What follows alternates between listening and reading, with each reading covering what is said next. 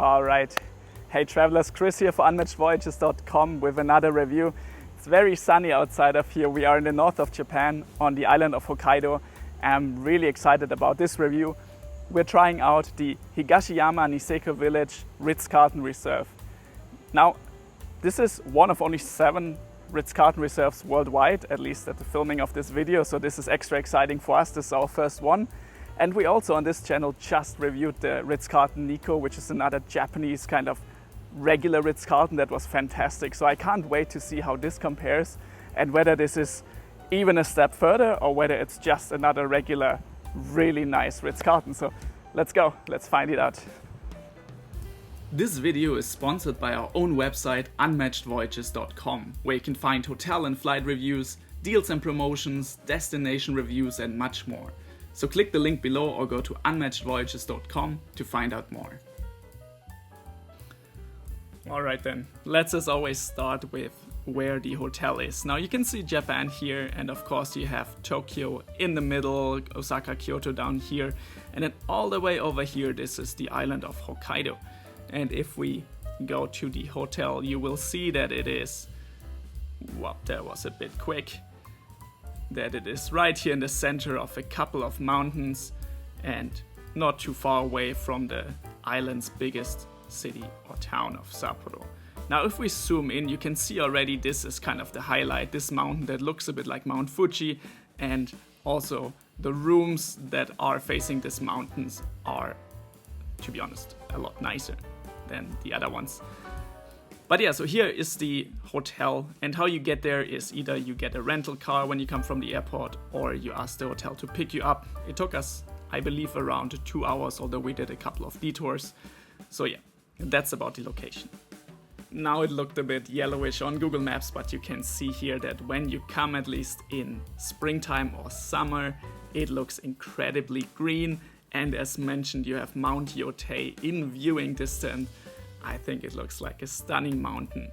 Now, as you can already see, there's not a lot around the hotel, and you usually arrive by car to the hotel that from the outside does not look very, to be honest, not very nice, a very low-key style. You only notice that it's something nicer by the sign of the Ritz-Carlton, but once you step in, this completely changes, because it has this absolute nice feeling of a ski lodge with the burning fire, with these wooden logs. It looks incredible.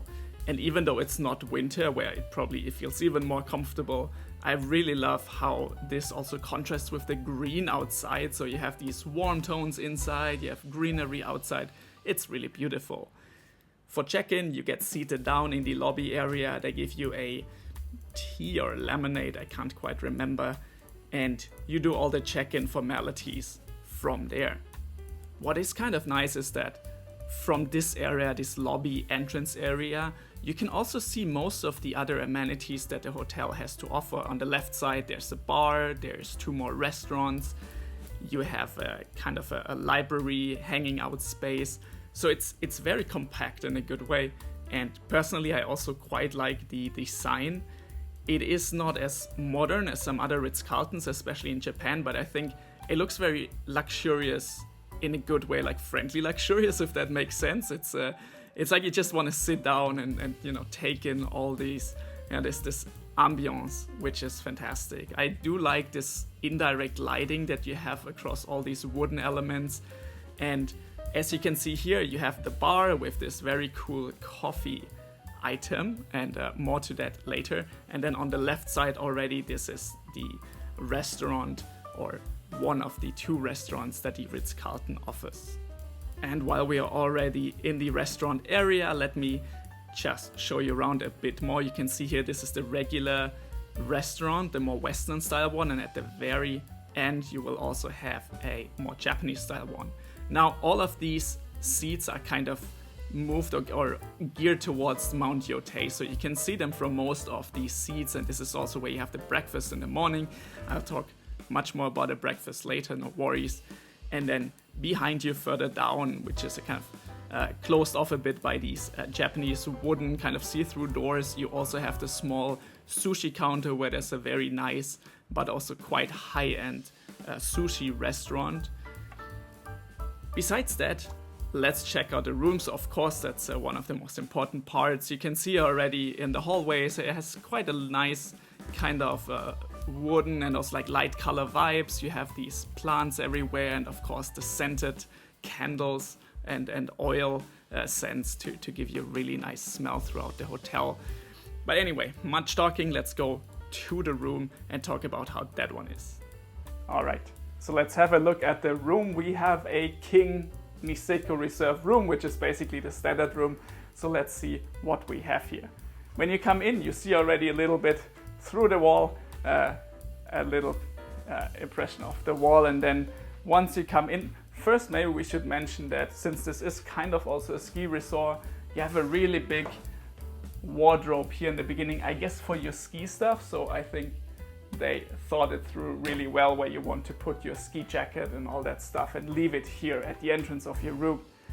Once you then come in, you actually have a proper wardrobe. So around the corner here, you can see that you have plenty of space for your actual clothes or non-ski clothes.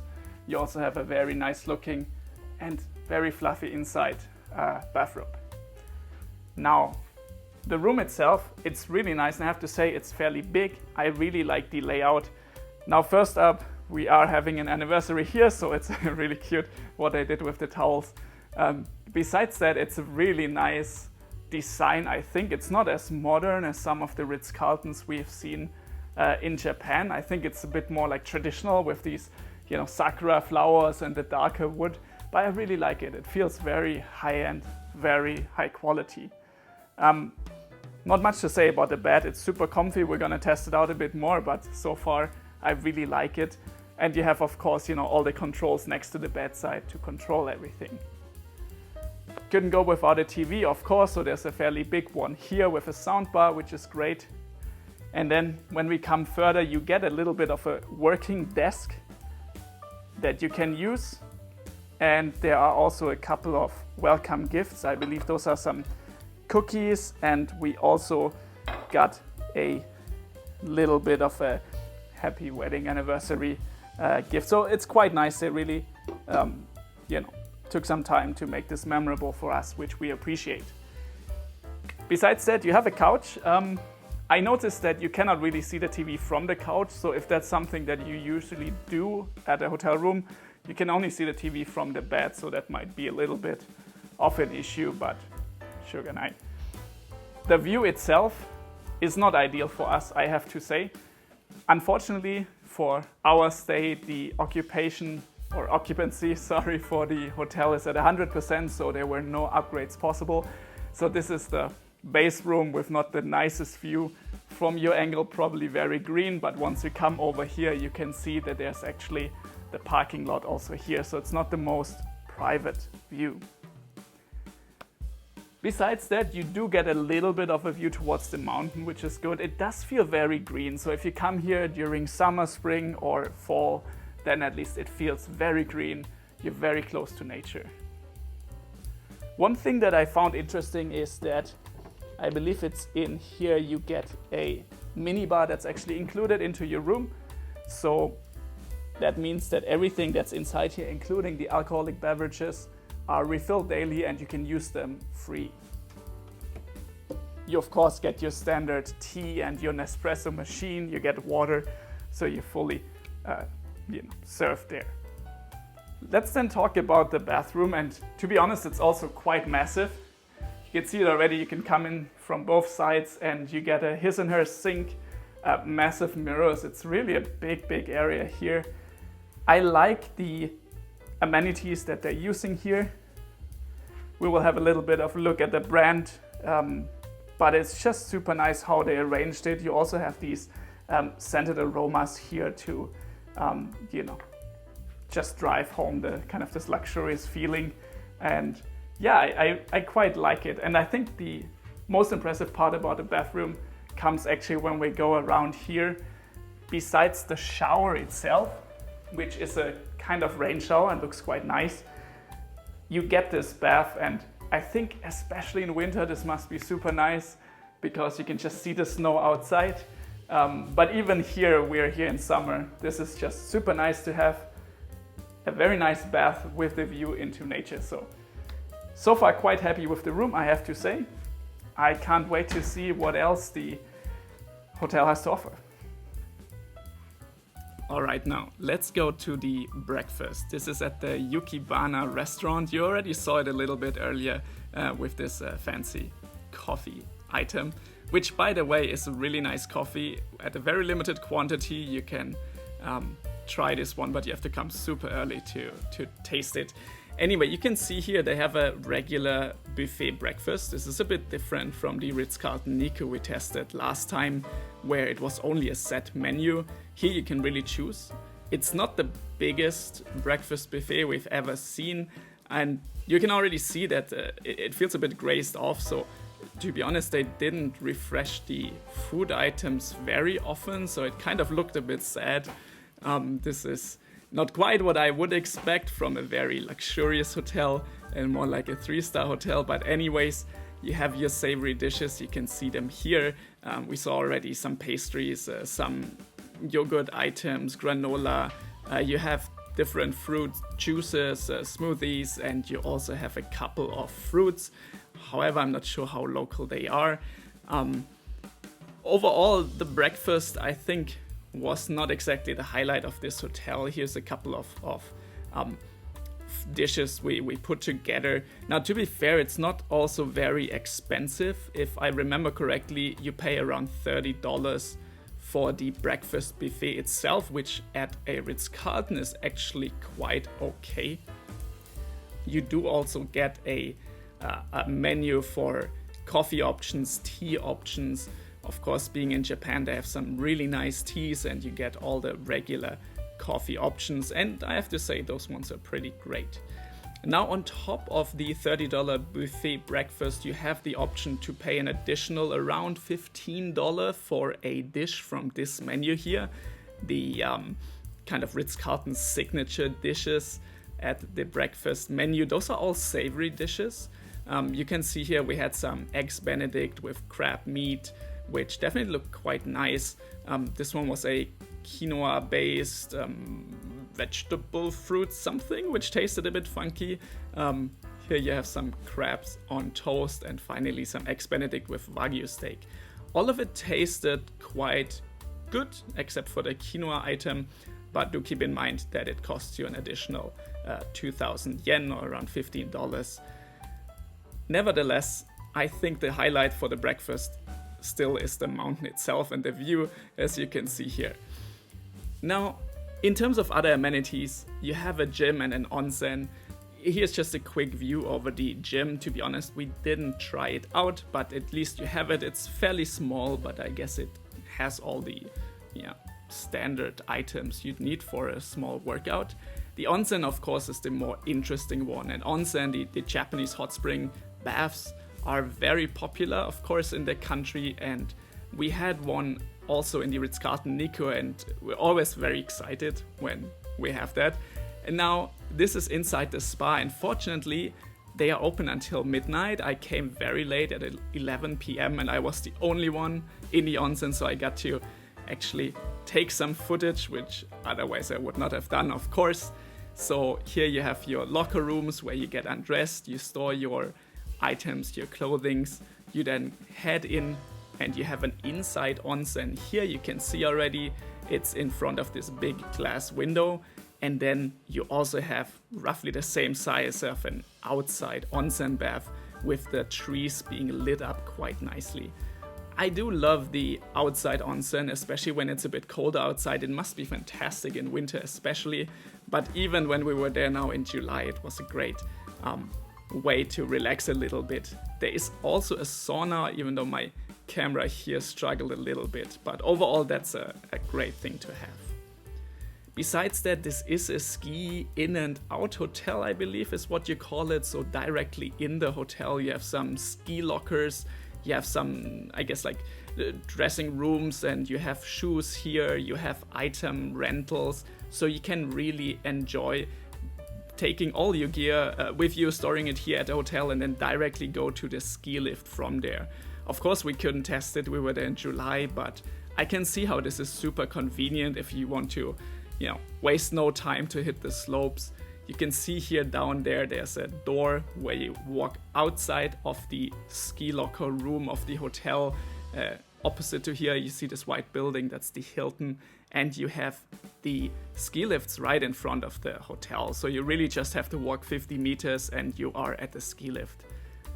There are a couple of other amenities outside. You can see here this type of golf, park golf. There's some volleyball nets. So there are a couple of things to do, especially when you come with a family. But the highlight, of course, is during the winter season. Now there's a little kind of adventure land right next to it, but it was kind of deserted during our stay. It was just not peak season, as well as some restaurants in this little makeshift village here. Overall, probably a lot more exciting during the winter season. Now in the evening we came back to the Yukibana Western style restaurant for dinner. You can see the menu here. Now they do have some quite pricey set menus at around $200 per person, but we wanted to go with an a la carte option. Again, you have this super nice view of Mount Yotei, although here it was a bit cloudy during our stay. And overall, we quite enjoyed our dinner, I have to say. The meal was great. You can see here, for example, we had a lobster starter, which tasted really good. And furthermore, some meat dishes. Here's the duck with some side dishes, with some asparagus. We had venison as well. I have to say we were quite happy with the meal. I think also price-wise, this felt quite appropriate and not too overpriced. Another good thing is that they gave us a complimentary dessert at the end of our meal, even though we didn't order one, so that was a nice little gesture to make our experience even sweeter. So then, I talked a lot of good things about the Ritz-Carlton, but for the conclusion I want to get back a bit and highlight a couple of things that I was not so fond of. Now, I have to say that my expectations maybe were also a bit high, because Ritz-Carlton Reserves are being marketed as the absolute gems of the Ritz-Carlton series, and we were quite excited to go there and expected probably an even better experience than some of the Ritz-Carltons we've been to in Japan, which have been fantastic. Overall, I have to say one of my biggest complaints was probably on the service side. It started with the valet parking for your car, which was mandatory, and unfortunately, even though there was a lot of staff in the hotel, whenever we wanted to leave the hotel and get our car, it took quite a long time.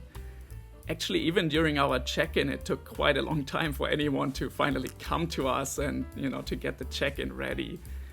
During our breakfast times, on multiple days, we got wrong orders. We got drink orders that we didn't order, they were for the neighboring table.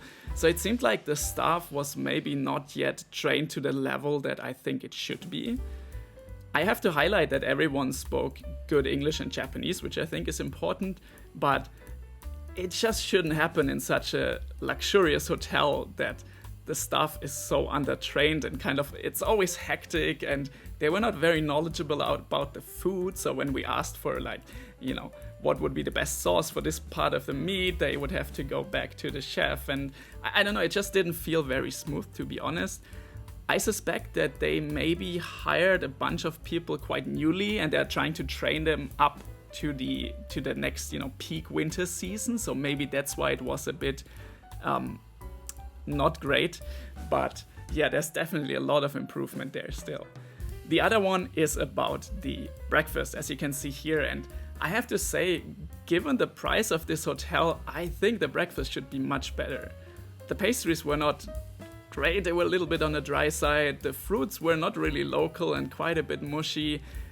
I have to say, this could have been really better, and we've seen that it can be a lot better. And being in the middle of Hokkaido, where you have fantastic local fruits that we actually got to try outside of the hotel as well, I think you could do so much more with this breakfast experience. So definitely a lot of room for improvement. And I'm highlighting this because you're also not out of alternatives. Now, there is a couple of hotels on Hokkaido, and especially in the Niseko area, that you can instead go to. You see here, for example, the Park Hyatt Hokkaido, which is roughly at the same price point as the Ritz-Carlton Reserve. If you're rather on the Hilton side, thanks to their integration with small luxury hotels, now you can go to, for example, this Higashiyama Niseko Village townhouse. They have another one, Hinode Hills Niseko Village. So you have a lot of options in this premium hotel space, and I'm not sure if you can afford to stick with this kind of, underwhelming service and underwhelming breakfast. Now, that's a lot of complaints, but of course we also have to highlight the design is beautiful. The rooms are really nice. There's a lot of things you can do in the hotel, and of course the bathtub is super great. We always love those. So overall, still, I'm not sure if I would necessarily return to the hotel because I'm just curious about the other alternatives. But just keep in mind the weaknesses of this hotel when you are thinking of going there. You can still, of course, have a great time, but I hope that review helped a little bit with your decision making. So as always, guys, thanks so much for watching, and I'll see you in the next one. Cheers.